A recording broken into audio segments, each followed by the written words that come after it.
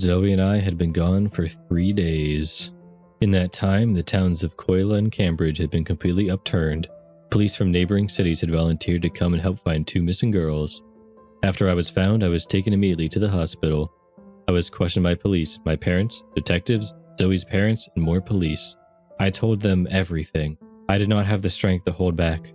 Ricky, the house, the attacks, waking up next to Zoe, the beast.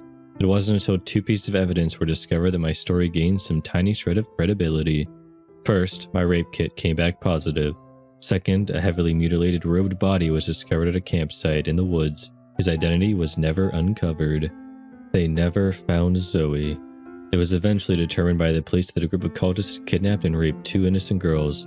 The group then killed their leader, left one girl for dead, then stole away with the other. They told me that I never saw Zoe after our assault, and I certainly never saw a beast. It was all made up to cope with the trauma.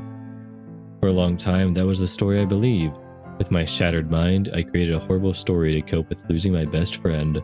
A story where I had one last chance to say goodbye. A story with a monster.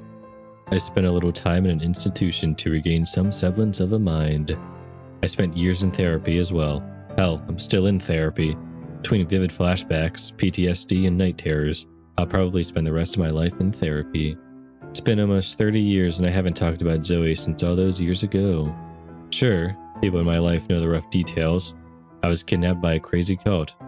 I was raped. I was nearly killed trying to escape. I hadn't told them about Zoe, though. Not my wife, not my therapist, certainly not my kids. Nobody. It's not as though I'd forgotten her. It's just too painful. I honestly hadn't thought about her in years. At least, not until I saw that picture of a little girl in a photo from Cambridge. I can only guess what you're thinking now. What chased you 2 through the woods? You were gone for 3 days. What happened during that lost time? Why would Zoe's childhood self appear in the picture? What if Zoe's spirit is trapped in the woods, waiting for you? What if Zoe is still alive? I wish I could go back and find Zoe's spirit in the woods. There are so many things I would tell her. I would tell her that I didn't blame her, that it wasn't her fault. I could tell her how I really felt about her. I could hug her one more time. But I can't do that. I can't because Zoe is dead. Zoe is gone and she has been for a long time. That isn't Zoe in the picture. It's me.